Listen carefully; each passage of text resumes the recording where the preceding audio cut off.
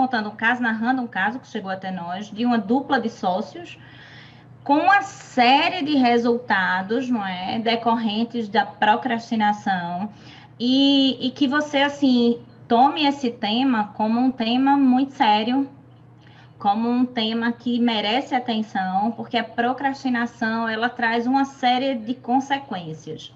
A procrastinação traz muita dor. As maiores dores da procrastinação, a procrastinação causa.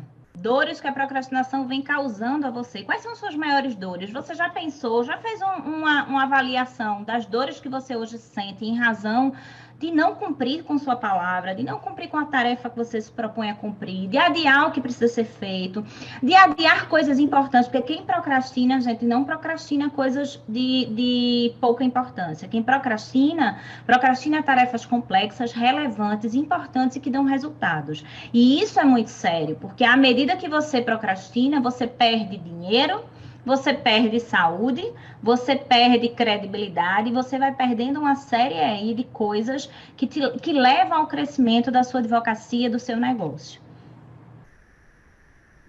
E aí, antes de entrar assim mais especificamente nessas dores, é importante a gente entender. Eu estou querendo saber, na verdade, Raquel, se o pessoal está entendendo o que é procrastinação. Você não para refletir, muitas pessoas até acreditam que nem procrastinam. E, na verdade, tem padrões de procrastinação que não percebe. Então, é muito importante que você faça, assim, essa avaliação e consiga mapear se você entende de fato o que é uma procrastinação e o que ela vem causando na sua vida. A gente deu lá no início uma pergunta para quem está chegando agora, se em 2021 e 2020 você cumpriu ou não cumpriu as tarefas, as metas, os compromissos que você assumiu com você. Exatamente. Então, enquanto vocês vão respondendo aí, vamos começar aqui a falar assim, sobre o que a gente entendeu, né, que são as 3 maiores dores de quem procrastina, tá? Considerando que você percebe que procrastina em algum momento, que tem alguma promessa que você não consegue cumprir, que tem alguma meta que fica se repetindo na sua lista de desejos, na sua lista de meta que você não sai do lugar. O que isso causa? O que isso causa na sua vida? Essa procrastinação. Primeira coisa é a que a gente chama de tríade emocional. Essa tríade emocional é um tripé infernal, literalmente um tripé infernal, composto por ansiedade, culpa e insegurança. Então, quando a pessoa mente para si mesma, desonra a si mesma, agride a si mesma, desconstrói sua própria promessa, porque procrastinação é isso. Procrastinação é você contra si mesmo. Você entra no estado de ansiedade. A gente sabe que a ansiedade é o medo do futuro, é o medo das consequências do futuro. Então, a ansiedade tem toda aquela manifestação física que você já tem conhecimento com certeza e que impede que você tenha clareza. E aí também, quando esse padrão está presente da procrastinação, a culpa se faz presente. A culpa é um sentimento de condenação, um sentimento de desmerecimento, um sentimento de indignidade. Então, eu me sinto indigno porque eu estou me traindo.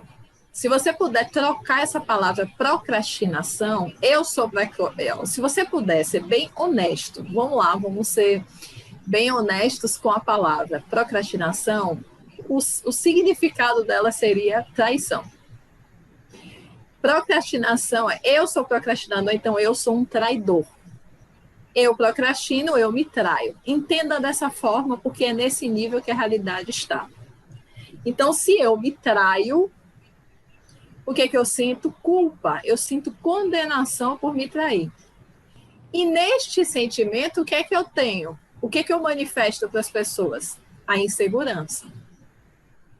Eu fico literalmente rendida, eu fico vulnerável e eu sinto que estou devendo. Essa insegurança vai refletir aonde? na próxima dor que se apresenta, que é a baixa lucratividade. Então, eu falei aqui da primeira dor, que é essa tríade infernal emocional de quem procrastina, que é viver ansioso, culpado e inseguro. Colando com isso, colando com essa insegurança, vem a baixa lucratividade. Por quê? Porque se eu estou ansioso, estou preocupado com o futuro, eu não estou presente nas atividades. Eu não tenho foco nas minhas atividades, eu começo e não termino, não tenho acabativa. Se eu sinto culpa, eu me sinto indigno de acionar determinado tipo de cliente, de estar em determinados tipos de lugares, de estar em determinadas situações. E se eu sinto insegurança, naturalmente eu vou colocar meu preço abaixo, eu vou atrair barganhadores, eu vou atrair clientes abusivos, eu vou atrair sócios abusivos, eu vou atrair uma série de situações que baixam a minha lucratividade. E também vou gerar a terceira dor, a terceira manifestação dessa traição que se chama procrastinação, que são serviços falhos. E a Raquel fala muito, muito bem disso, que é a questão, que é o que aconteceu com o Rogério, com a Ana e com muitos colegas que a gente auxilia, que é a questão das urgências. É a questão, né, dos incêndios, né, Raquel? Fala um pouco aí dessa questão dos incêndios. Porque, vamos lá, quando você adia tarefas, não é? E deixa de gerenciar a sua rotina e planejar a sua rotina, o que é que você causa com a sua agenda? Uma série de urgências. Coisas e tarefas que são importantes e que podem ser planejadas e entrar dentro de uma agenda viram urgências. Então, o advogado termina que ele acha normal, e o mais sério é isso, achar normal gerenciar a urgência o tempo inteiro. E quando você vive gerenciando urgências, você não tem uma rotina planejada, você não consegue ter tempo para questões estratégicas e você vive afogado em tarefas adiadas, não é? E que roubam resultados. Além do que, quem vive de urgência tem uma descarga, não é, de cortisol enorme no corpo. Se a gente for falar pelo lado da saúde, que é muito importante considerar, você que vive numa urgência, você tem uma descarga de adrenalina, cortisol constante, que é o hormônio do estresse. Isso impacta também na sua saúde. Então, vai virando uma dinâmica, não é, Thaís, extremamente nociva, porque você perde o controle, você começa a perder a qualidade também do seu serviço, do seu atendimento. O estresse faz com que você não tenha paciência também para voltar a uma dinâmica organizada. E vira uma situação muito... Você, assim, quem acha normal, não é? Vai vendo os resultados saírem pelo ralo. Você deixa dinheiro na mesa quando você vive de urgências. E é só complementando, Thaís, o que você falou em relação a questões emocionais que advêm da procrastinação, vem vergonha, porque esse advogado que não dá conta de gerenciar bem uma agenda, só vive atrasado em compromissos, não é? Atrasa compromisso, atrasa seus pagamentos, atrasa as organizações, só entrega tudo de última hora, desmarca reuniões com o cliente porque veio uma outra urgência. Então, quem vive assim termina desenvolvendo a vergonha, passa a ter vergonha e baixa a estima. Quando você tem esses impactos, isso gera, como a Thaisa falou, gera mais insegurança de que você é capaz de fazer o que precisa ser feito. Exatamente. Se assim, você está se identificando com algumas dessas falas que a gente está trazendo, compartilhe aí qual é o seu maior desafio nesse processo de autotraição. Eu sei que é intenso o que eu estou dizendo, mas é porque a gente não dialoga com a autossabotagem porque não leva a gente para frente, sabe? E o que acontece é a gente vendo o tempo todo advogados extremamente honestos, capacitados tecnicamente, esforçados, dedicados, que amam a sua profissão, mas que por falta de uma clareza, de um autoconhecimento, por falta de um entendimento sobre si mesmo, né, sobre essas dinâmicas de sabotagem, termina se anestesiando com essas práticas, achando que isso é comum. E não é comum. E nossa conversa aqui não é para advogados comuns. Nossa conversa aqui é para advogados que querem sucesso. E a gente acredita que sucesso na advocacia tem a ver com controle. Controle é o que a Raquel fala muito. Você no controle. Você no controle de quem? De si. Você no controle da sua rotina. Você no controle dos seus desejos. Você no controle do seu querer. E como é que você consegue essa congruência? Se conhecendo. Então, a gente precisa falar disso de um modo corajoso mesmo, sabe? Sem negociar com a mediocridade. E a gente se inclui nisso também, tá? Então, a Ana fala aqui que só que este adiar não tem prazo, exatamente. Gera ansiedade, a procrastinação atrapalha a vida em todos os pilares, a Vanessa fala. E aí a gente vai partir para a próxima questão, doutores, que é muito importante a gente começar a entender.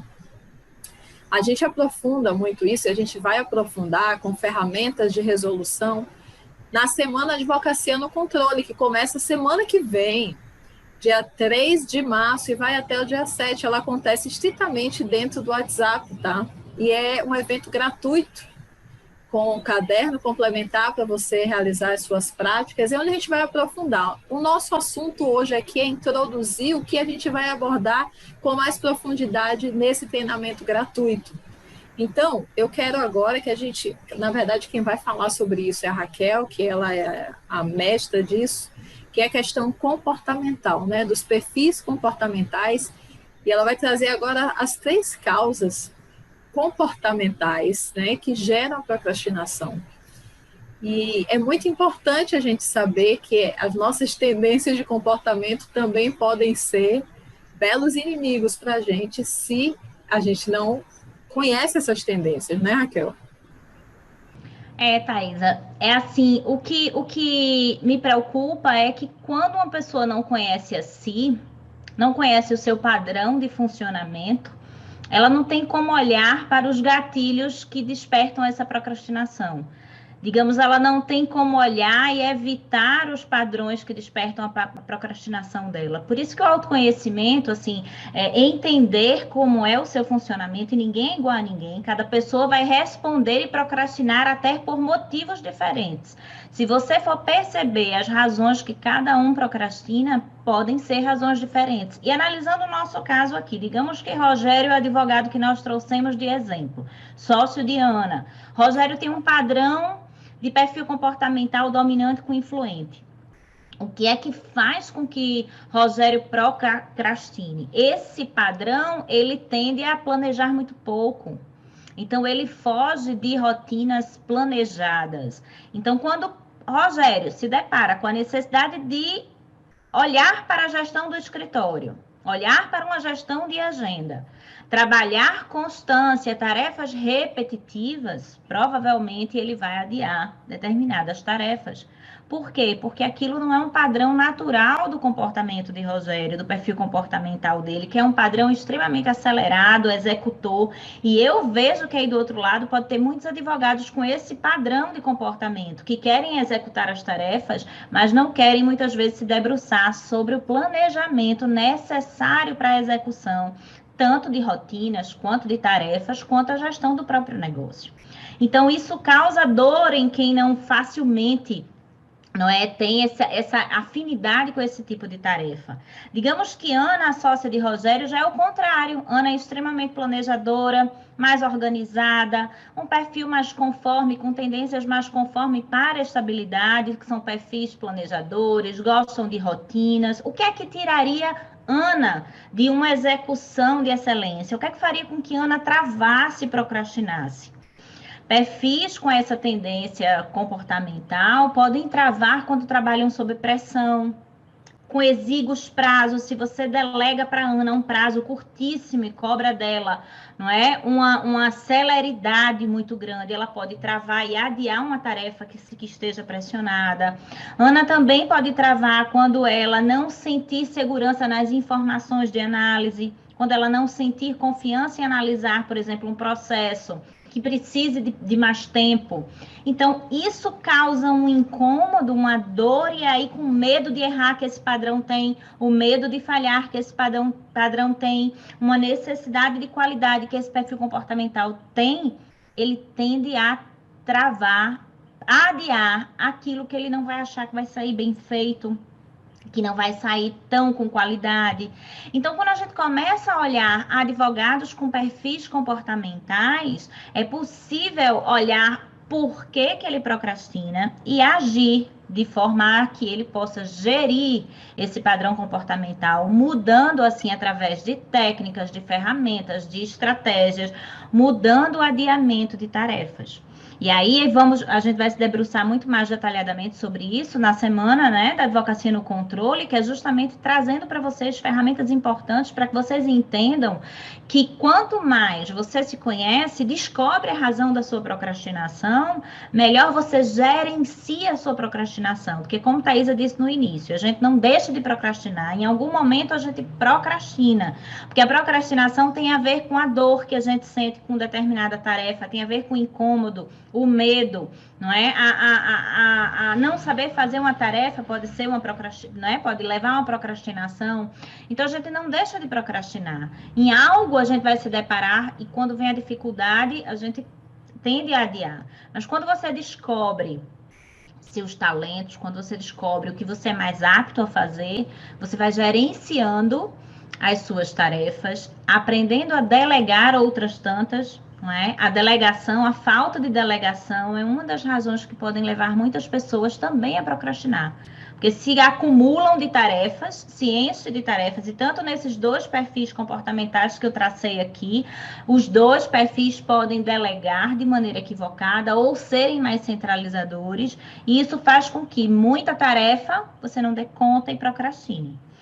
Thaisa vai complementar alguma coisa disso. Olha, pessoal, se vocês tiverem dúvidas, já vai mandando aí pra gente perguntas. Olha, Raquel, eu costumo procrastinar tal tarefa. Eu costumo procrastinar tal coisa. Porque a gente vai meio que mapeando aqui, te dando aí uns feedbacks disso. Exatamente. E assim, é muito interessante, sabe? A Raquel, pessoal, falou da questão de competência ligada à procrastinação, né? Eu não ter a capacidade de realizar determinada tarefa e isso me gera dor, então eu vou adiar essa tarefa. Isso gera muita dor e é sim uma modalidade de procrastinação. Mas vocês conseguem perceber, vocês estão escutando a gente, que existe uma nuvem assim, existe algo oculto que parece que tem um inimigo contra você? Você consegue perceber nesse mecanismo da procrastinação que é um ciclo que parece que tira a sua força? Parece que tem algo superior, externo a você, que te impede de fazer? E é nesse gancho que eu vou trazer agora uma visão introdutória sobre a consciência sistêmica, sobre a constelação sistêmica, né? Quem aí já ouviu falar do Bert Hellinger, mas também existe uma visão, existe uma explicação do seu sistema influenciando esta contradição. O que é uma procrastinação se não uma contradição? Por que eu brigo comigo? Vamos pensar, por que eu brigo comigo quando eu deixo de fazer algo? Por que eu sinto culpa? Por que eu sinto vergonha? Porque uma parte de mim quer isso, uma parte de mim busca isso, acha que isso é importante, e uma parte de mim não quer. A procrastinação, ela revela um cabo de guerra interno. E o que a gente tem quando está num cabo de guerra interno? A gente tem fraqueza. A pessoa que está num combate interno, num dilema interno, numa contradição, ela não sai do lugar. Então, quando a gente pensa em procrastinação, que é autossabotagem, que é se trair, que é não ir nem para frente nem para trás, eu estou impedida, eu estou presa por algum motivo. E eu trago para a constelação, eu trago para as leis sistêmicas, eu vejo o seguinte, aqui, esse bonequinho aqui, é uma representação que eu estou trazendo para vocês agora, do masculino, tá? Masculino, o seu pai. O nosso pai, o nosso genitor, qual é a função da força masculina na vida de um ser humano? Projetar o ser humano. A força masculina projeta o ser humano, seja ele mulher ou homem, tá? O que acontece? Quando eu tenho algum movimento interrompido com o meu pai, ou com os homens que vieram antes de mim, aqui sou eu, tá? Menor do que ele. Eu tenho algum emaranhado com ele. Eu julgo, eu condeno, eu discordo, eu digo que ele não fez o suficiente, eu digo que faltou alguma coisa, ou eu avalio ele de uma forma depreciativa, não importa. Eu aprendi, vivi uma história, convivi com uma realidade que para mim não é 100% aceita com relação à figura masculina, a figura do pai, a figura masculina, tá? Eu não aceito 100% quem ele é, o que ele foi e como ele me tratou. Quando isso acontece, eu me desconecto da força. E onde eu vou refletir esta fraqueza? Eu vou refletir esta fraqueza no impedimento de ir para os meus projetos. Eu ensino isso com mais detalhes na Semana de Advocacia no Controle, mas existem 3 níveis sistêmicos, doutores. 3 níveis de evolução da sua advocacia. E o primeiro nível é no âmbito familiar, a tua relação com a tua origem. Se você não tem uma boa resolução nisso aqui, você não vai conseguir ter força para criar relacionamentos positivos e muito menos ter força para servir, porque a advocacia é um jogo onde você dá o que sobra. A advocacia é um jogo onde você dá o que sobra. Então, nesse sentido, a força masculina, ela gera foco, a força masculina gera coragem, a força masculina é desbravadora, é penetrante, a força masculina é projetada para fora, a força masculina se arrisca, a força masculina gera tudo isso. E aqui eu não posso esquecer da força feminina. O que eu perco e o que isso pode se refletir numa procrastinação quando eu me desconecto da força feminina, que são as mulheres que vieram antes de mim, e tudo que se refere à minha mãe, a minha genitora. A mãe, a força feminina, tem uma ligação direta com nutrição, estrutura, manutenção. Então, como que eu vou ter um bom planejamento? Como que eu vou ter manutenção dos meus recursos?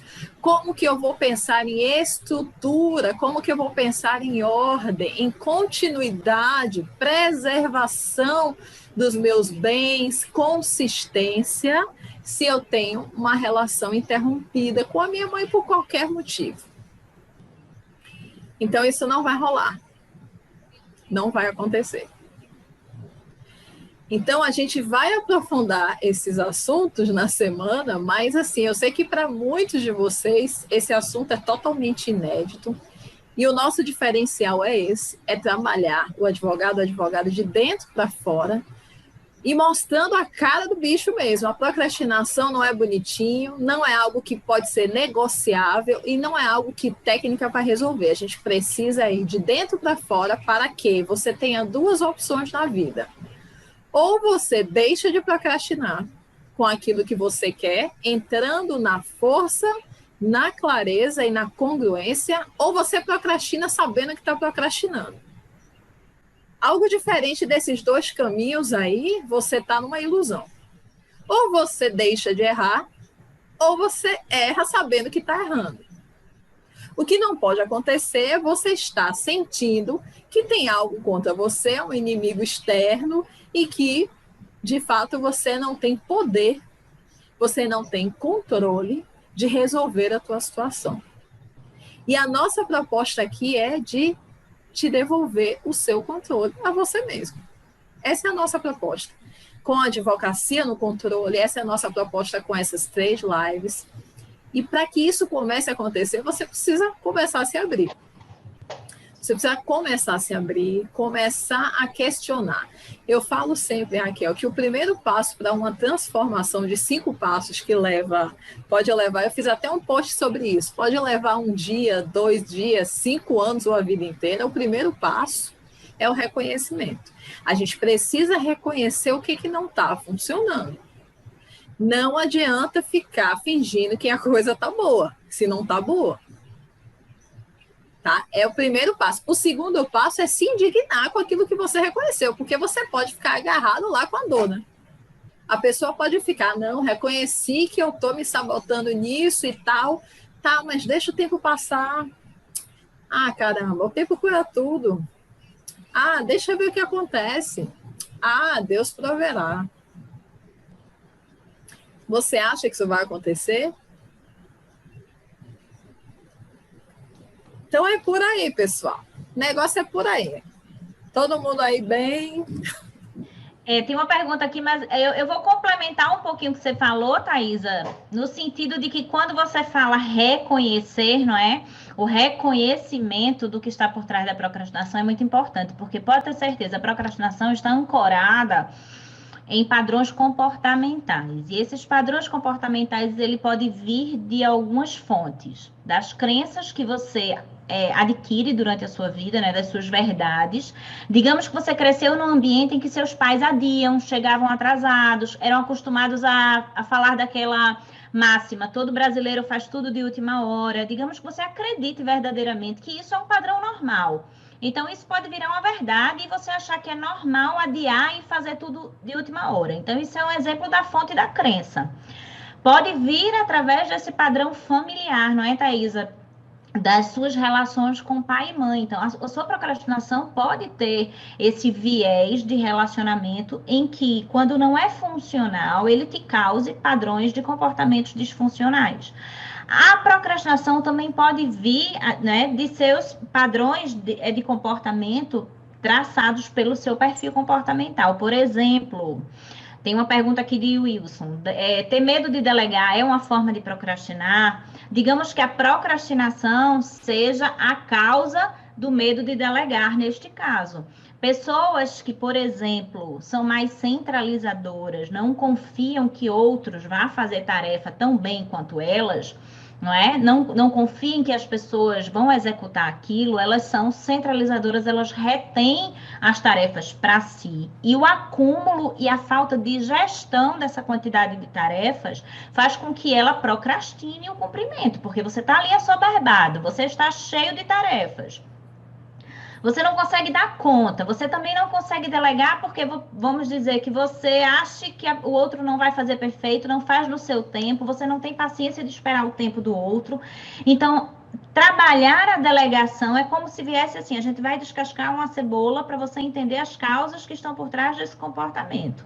Trabalhar de dentro para fora. Por que eu não delego? Delegar é um braço importante para você não procrastinar.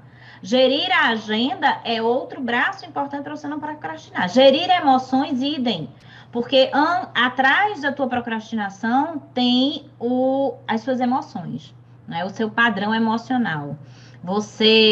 A tua tomada de decisão, ela está ancorada no emocional. E se você tem alguma emoção não trabalhada, uma inteligência emocional que você não desenvolveu, você tem uma tomada de decisão impulsiva, você não tem paciência para a execução das coisas, não é? Você tem esses padrões mal geridos, você tem medo, não gere o medo, isso vai fazendo com que você tenha um comportamento procrastinador.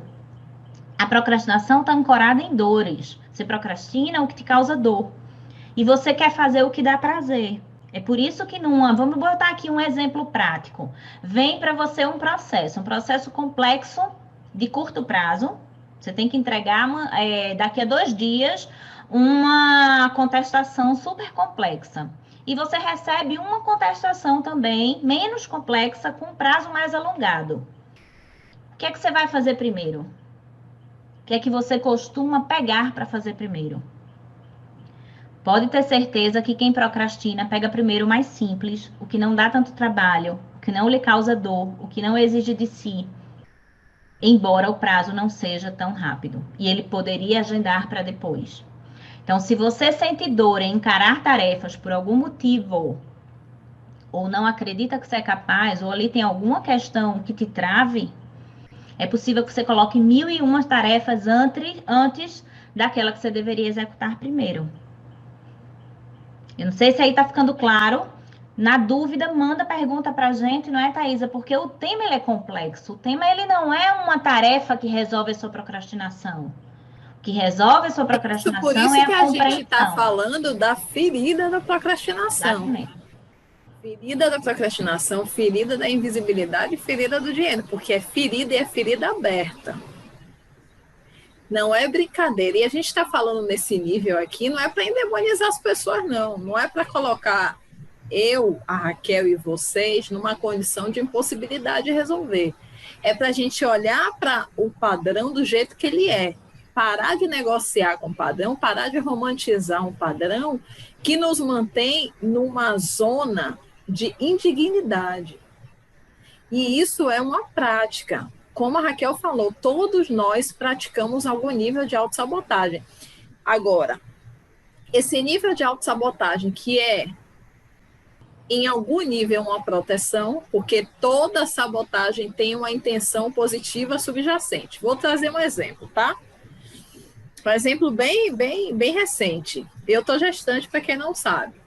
E a minha filha, a mais velha, tem 15 anos. Eu engravidei depois de 15 anos. E assim que eu engravidei, despertou um gatilho de um terror absurdo de fazer exercício físico. Eu nunca fui amante de fazer exercício físico, mas sempre fiz alguma coisa. Eu nunca fiquei totalmente sedentária. E aí, antes de engravidar, eu estava fazendo exercícios físicos meio que contra gosto, mas fazendo porque era necessário, tá? Até porque nem tudo que a gente não gosta, a gente vai deixar de fazer. Mas tem coisas, a procrastinação, ela não está ligada a coisas que eu faço com desgosto, tá? Eu fazia com desgosto ir para academia todo dia, mas ia. A procrastinação bloqueia você. Bloqueia. O que aconteceu?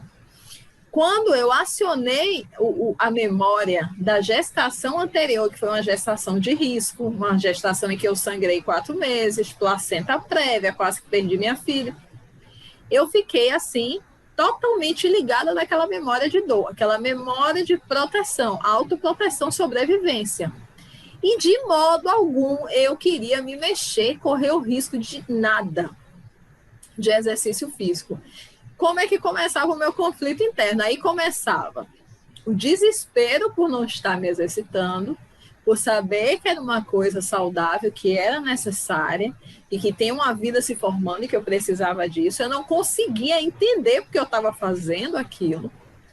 Porque qual era a justificativa lógica de eu estar fazendo aquilo, de eu estar naquele pânico, naquele desespero, naquela aversão de fazer aquele tipo de exercício. E aí eu fui buscando me trabalhar. Por quê? Quando a gente fala de procrastinação, qualquer outro vício de comportamento, vício de valores ou de percepção do trabalho, da vida, a gente está falando de treino, necessidade de treinar, doutores. A gente não está falando aqui numa posição de iluminadas que está num patamar de dizer para vocês que vocês estão errados, que você tem que fazer diferente, não. A gente está falando numa condição de quem olha para o bicho do jeito que ele é, olha para a sombra do jeito que ele é e não negocia, não. Então, eu fiquei fazendo os meus trabalhos internos para ressignificar isso, e aí o que eu fui fazer? Fui buscar uma atividade mais agradável. Aí fui para o Pilates. Sair daquela situação de bloqueio absoluto, de pânico total. A mesma coisa aconteceu com o carro. eu estava no pânico de dirigir. Absurdo. Grávida, não, se bater o carro, eu vou perder a criança. Trabalhei, trabalhando psicológico, usando as ferramentas que a gente tem, usando tudo que a gente tem para conseguir pegar no volante de novo. Então, até a gente que tem ferramenta precisa se trabalhar o tempo todo. Então, o que acontece hoje? Eu já estou fazendo pilates, estou sentindo prazer, às vezes eu não estou com vontade de ir, mas vou. Então, quando a gente está falando de procrastinação, a gente está falando de um mecanismo que bloqueia você. Por exemplo, você sabe que tem que fazer live e não faz, porque você tem pânico, você está bloqueado, você chega na hora, você se desespera e não faz. Você tem aquela pilha de processos para digitalizar, você está sem conseguir dar um feedback para o cliente, porque o sistema não está atualizado, porque você não digitalizou e você não faz. Você tem um atendimento para fazer com aquela pessoa e você não faz. Você tem uma proposta para enviar para aquele empresário que vai te gerar um resultado e você tem medo e você não faz. Então, criam-se histórias no dia a dia para justificar por que não fez, mas aquilo não te convence porque você não fica em paz. O seu movimento é de criar melhores histórias, mas nenhuma história que você se conta do porquê que você não fez aquilo te deixa em paz. Não tem ser humano nesse mundo que te diga o que você está certo, que você acredite. Então fica aquele sargento interno só dizendo, você não foi, né? Você não fez. Até porque, né, Thaisa, a procrastinação, ela não é racional. Você não consegue, você até tenta racionalmente justificar o seu comportamento procrastinador, mas ele não é um comportamento racional. Ele vem dessas memórias. Você falou e você puxou um gancho muito importante que eu estava lendo exatamente hoje, porque se por acaso na sua advocacia você tem uma memória de fracasso em alguma coisa, você precisa repetir aquela ação, ou você precisa repetir uma situação semelhante àquela que você fracassou. Pode ter certeza que o teu cérebro, se você não trabalhou isso, vai buscar essa memória de fracasso, e essa dor do fracasso faz com que você não encare novamente uma mesma ação. Digamos que você vai fazer uma sustentação oral. Você tem a ferida da invisibilidade, você tem o medo do julgamento, você não gosta de falar em público, mas você se propôs a fazer, você fez a sustentação oral e você sentiu um fracasso, você não falou o que deveria, você travou, você não teve uma boa performance. Numa segunda sustentação oral, a tendência é que o teu cérebro busque aquela memória de dor, e você vai arrumar racionalmente N justificativas para não sustentar oralmente, mas toda a dinâmica ela é emocional. Ela vem do seu sistema limbicular de proteção, porque na hora de procrastinar, o nosso cérebro quer nos proteger de dor. Ele quer nos proteger da dor. Então, diante desse mecanismo, se você não consegue mapear o que está fazendo você procrastinar, a tendência é que você continue num ciclo procrastinador e num ciclo de prejuízos, porque o mais sério da procrastinação é que ela entre num nível de normalidade da tua vida que você ache ela normal. Procrastinar pode ser um comportamento comum e especialmente, olha, procrastinação no Brasil é muito cultural, tá? Percebe isso. Então, o brasileiro, ou dentro do seu escritório, ou dentro da sua família, ou dentro do seu ciclo, procrastinar pode ser até comum, mas não é um padrão normal. O ser humano, ele não nasceu, e ele não nasceu para funcionar procrastinando. Ele nasceu para realizar. Não é para agir. Então, se você começa a achar normal, é o grande perigo que você não consiga olhar para isso como algo ruim. E você não consegue associar o teu prejuízo financeiro, o teu prejuízo de resultados a um padrão de comportamento procrastinador. Se você não faz esse mapeamento, certamente você não elimina a causa. E você vai se deparar com os efeitos, tende a achar que o problema é o mercado, é a crise, é a pandemia, é a concorrência, é a advocacia. E não é. Se a gente não para efetivamente e olha para nossos comportamentos destrutivos que nos limitam, que nos atrasam, que nos impedem de crescer, a gente não vai conseguir resolver as consequências. E aí, dentro de um ideal de construção de advocacia que você quer, eu vou fazer algumas perguntas. Se você tiver com caderno e caneta na mão, papel e caneta na mão, aproveita para anotar. Porque agora eu vou fazer você refletir, não é? Diante disso, do que você mapeou para a sua vida, diante dos seus sonhos, diante de tudo que você deseja para você, seja profissionalmente, seja pessoalmente, porque tem gente que por dor adia até se relacionar com pessoas. Não é? Tem gente que não está casando, que não está tendo um relacionamento saudável, que ainda não tem um filho, porque procrastina essas ações também, porque lá atrás vem memória de dor ou vem experiências ruins. Thaís aí narrou uma que poderia até ser um impedimento para alguém engravidar, porque quem tem uma memória de dor de uma gravidez anterior pode procrastinar até ter um relacionamento que leve a uma gravidez. Veja o quão sério é isso, porque você leva, não é só, quando a gente fala de procrastinação, né, Thaís? As pessoas associam só ao trabalho.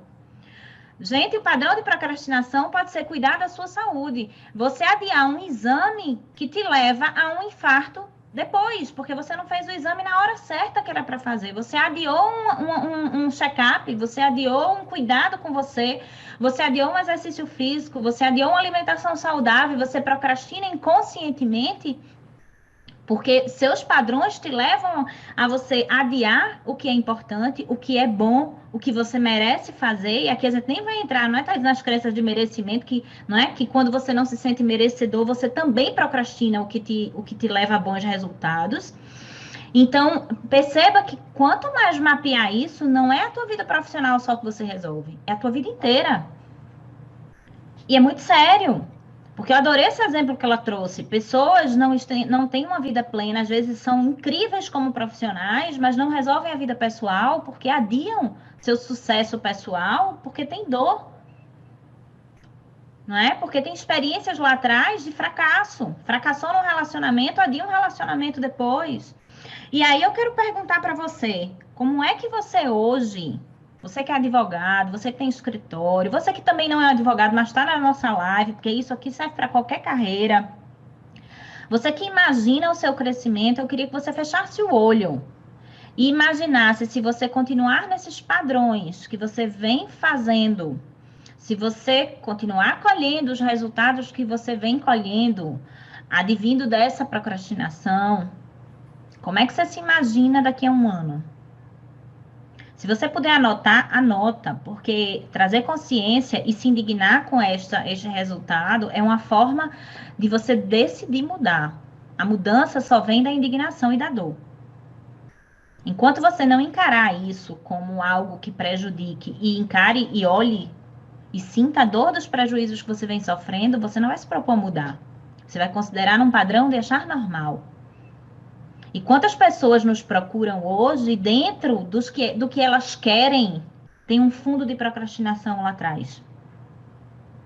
Aí eu quero ter mais cliente, mas às vezes não prospecta o cliente porque procrastina se apresentar, porque tem alguma crença. Não se acha capaz, não, diz que não sabe vender, tem a ferida do dinheiro por trás, que Thaisa vai falar numa live na terça-feira. Não é? Tem dor em relação a dinheiro, então evita prospectar cliente. Então eu procrastino a conexão, eu procrastino ações que me trazem clientes porque eu não sei me relacionar bem com dinheiro. Veja como uma coisa termina que é uma teia, está conectada à outra. Então, como é que você se imagina daqui a um ano num padrão comportamental de procrastinação? Se você fechar seus olhos e se projetar daqui a 3 anos, profissionalmente falando, como é que você acha que vai estar a sua advocacia? Se você não supera a procrastinação, qual é o faturamento que você vai ter daqui a 3 anos? Qual Imagina o seguinte, assim, imagina o seu problema. Vamos aqui trazer uma situação. O seu problema é atrair mais clientes. E você já entendeu que para atrair mais clientes, você precisa se mostrar mais para o mercado, tá? Vamos trazer um exemplo de uma via bem comum, tá? Se você cria mais posts posicionados para o seu público-alvo, se você escreve todas as semanas, Um post posicionado, você sabe que aumenta as chances de atrair mais clientes, correto? Mas você está procrastinando isso por N motivos. Porque você está soberbado de tarefas, não fez uma boa gestão de rotinas, porque você não acessa a sua criatividade, porque você não definiu o seu público-alvo, porque você está com medo da rejeição das pessoas, porque você está com medo de um colega vir corrigir o que você for colocar ali por escrito, ou por causa da OAB, será que a OAB vai achar que eu estou vendendo, que eu estou sendo mercantil, será que eu vou ter uma punição disciplinar? Você começa a contar as histórias, tá? Para justificar essa procrastinação. E nenhuma dessas histórias te deixa em paz. Eu volto a dizer que a procrastinação nunca vai te deixar em paz, porque é um vício destrutivo. Ele não quer te construir, ele vai te destruir. Então vamos lá, pensa nessa situação. Hoje, dia 28 de fevereiro, você sabe que tem que escrever mais, você sabe que se pelo menos você escrevesse uma vez por semana, você estaria mais próximo de atrair clientes, você estaria mais visível para o seu cliente, que a gente vai falar da ferida da visibilidade amanhã. Daqui a um ano, fevereiro de 2022, em fevereiro de 2022, como é que vai estar a sua advocacia se você não escrever nada até lá? Se você não fizer um movimento de exposição, se você continuar passando os seus dias só cumprindo prazo, só apagando seus incêndios e fazendo seus cursos, sem se expor, sem atrair mais clientes. O que vai acontecer com você se você não atrair mais clientes? Se você não fizer alguma coisa que te aproxime das pessoas, se você não se apresentar para o mercado, se você não tiver mais clientes, o que vai acontecer com você?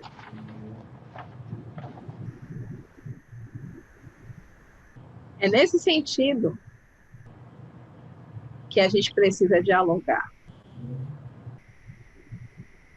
Ou se o seu caso aí é acúmulo de atividades,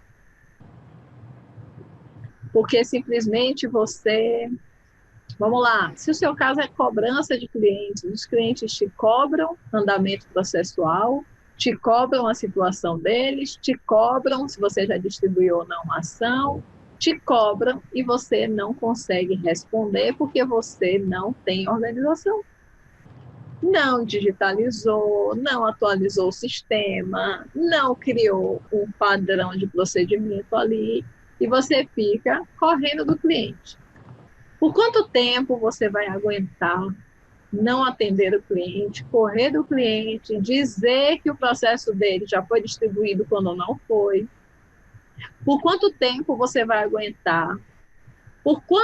De quantos clientes você vai correr?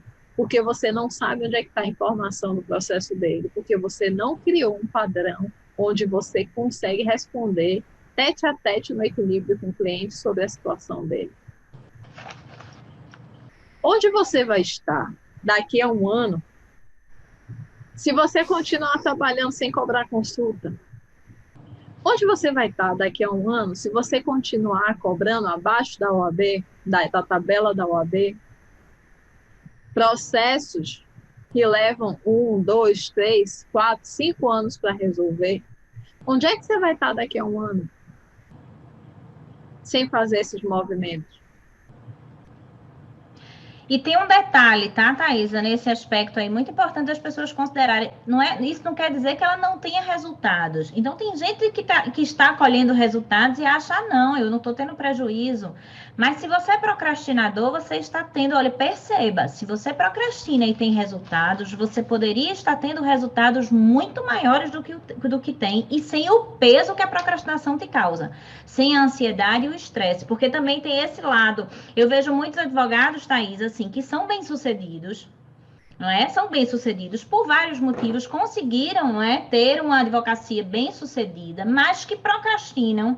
E a procrastinação e ser bem-sucedido vem ao custo de muito desgaste.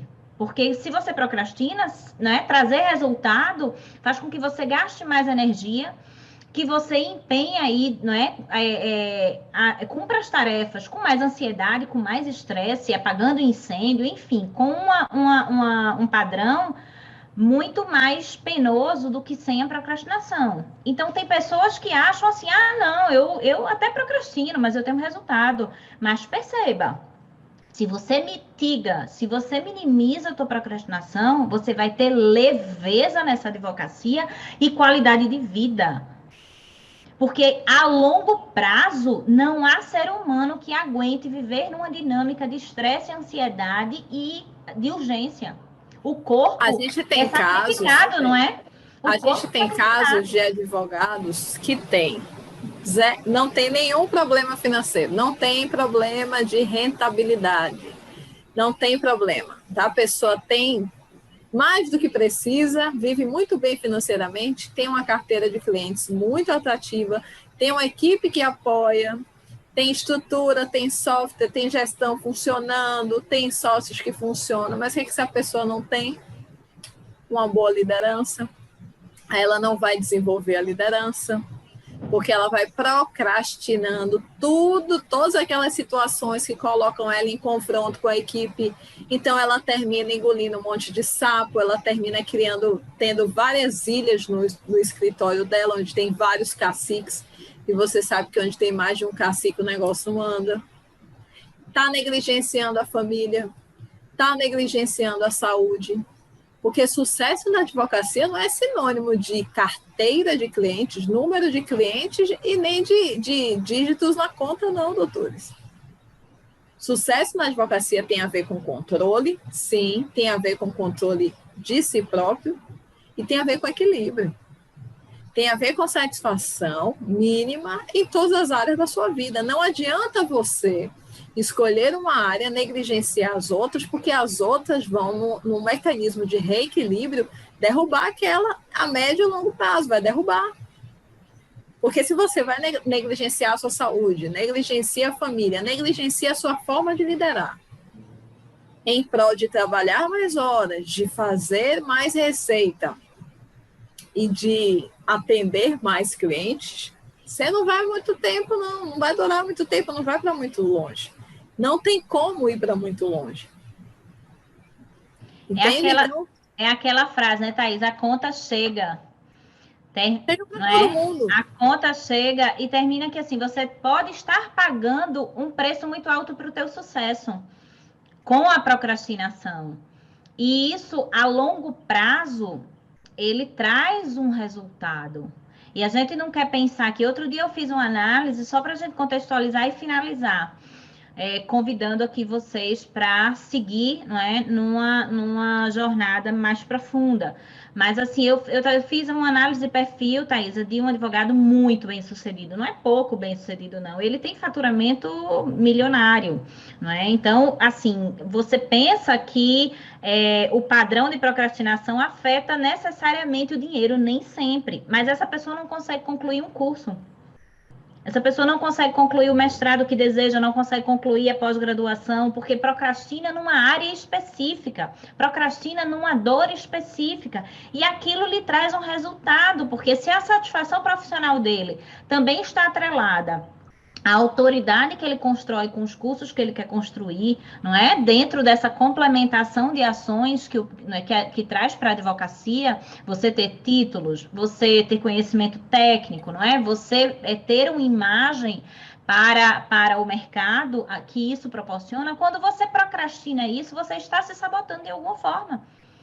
Então, assim, não é o dinheiro, eu tenho muito dinheiro, mas você tem uma dor. E essa dor precisa ser olhada. Essa procrastinação tem um fundo que você não olhou e ela lhe traz um prejuízo. Porque essa conta ela vai chegar mais na frente. De repente é isso que vai lhe fazer falta, até nem para a questão financeira, mas para a questão de satisfação profissional. E assim, o fracasso é democrático, tá? A gente está vendo um exemplo aí do Covid. Tem pessoas que têm o melhor plano do Brasil e que não tem leito, porque não tem espaço. Então, chega um nível na vida, doutores, que o dinheiro não compra, tem questões na vida que o dinheiro não compra, não.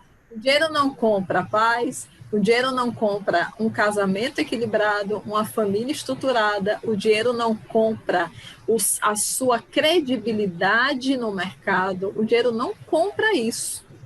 Então, o dinheiro é resultado, é necessário, é resultado de coisas bem feitas, mas se ele não vem junto com a estruturação da sua vida pessoal, da sua saúde, da sua sanidade mental, do seu equilíbrio emocional, esse dinheiro ele se torna vazio, muitas vezes uma maldição.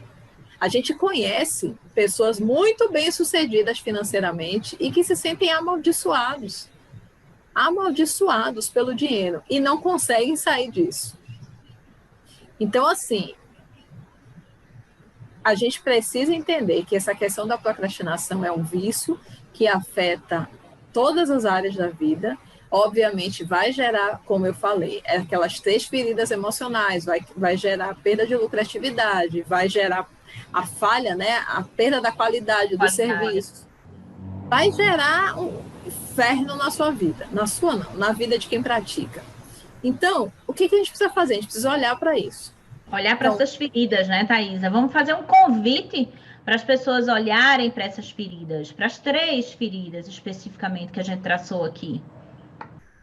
Exatamente. Hoje a gente falou da procrastinação, amanhã a gente vai falar sobre a questão da visibilidade, dessa sensação desagradável que é você fazer, se apresentar e sentir-se invisível, sentir que não é procurado, sentir que é irrelevante, ou sentir que o que você faz não é suficiente para ter uma projeção no mercado, sentir que você trabalhou muito, você se dedica muito, mas você não tem o reconhecimento pelo mercado, o reconhecimento pelos clientes, o respeito dos seus familiares, o respeito dos seus colegas, porque você não ainda curou a ferida da visibilidade.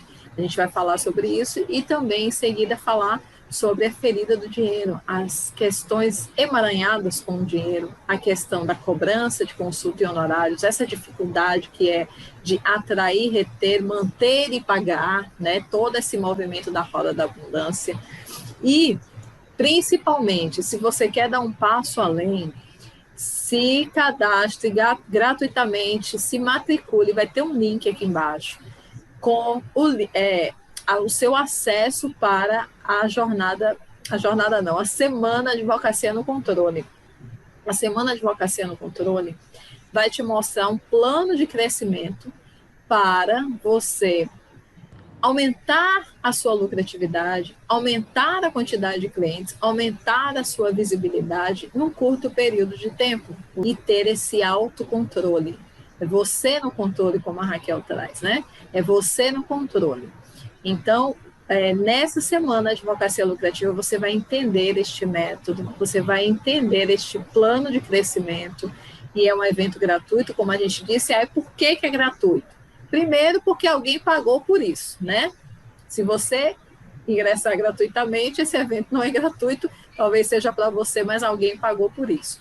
E é uma oportunidade da gente mostrar o nosso trabalho para você, da gente mostrar a nossa metodologia, a nossa forma de desenvolver advogados, o que vemos fazendo há vários anos.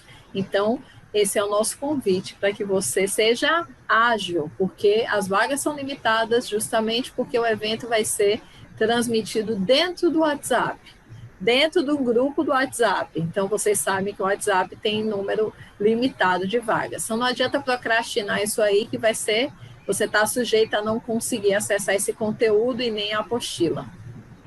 Exatamente.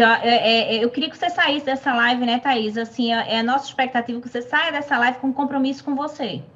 Que mesmo que por algum motivo você vá pensar em adiar essa decisão, decida, porque a nossa proposta é aprender e crescermos juntos.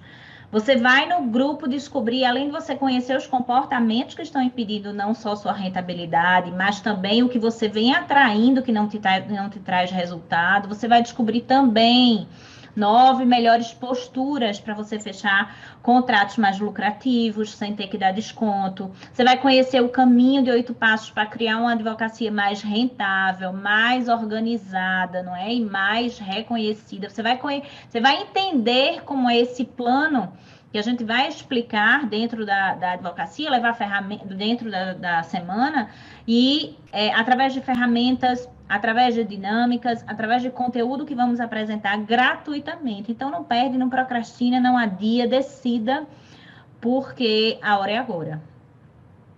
Exatamente. Esse é o nosso convite para vocês. Se dê essa oportunidade, se comprometam com vocês, porque estamos aqui comprometidas com o seu sucesso. Então, por hoje é só. Te esperamos amanhã, tá? Essa live não vai ficar liberada, não. Então, essa trilogia aí de feridas não vai ficar por muito tempo no ar. Então, agendem o seu horário certinho, às 20 horas, para comparecer amanhã, tá certo? Forte abraço, Tchau, Raquel. pessoal. Até amanhã. Amanhã tem live também, tá? Ferida da Invisibilidade, transmitida aqui pelo YouTube e pelo meu Instagram. Abraço bem forte. Abraço bem forte, até amanhã.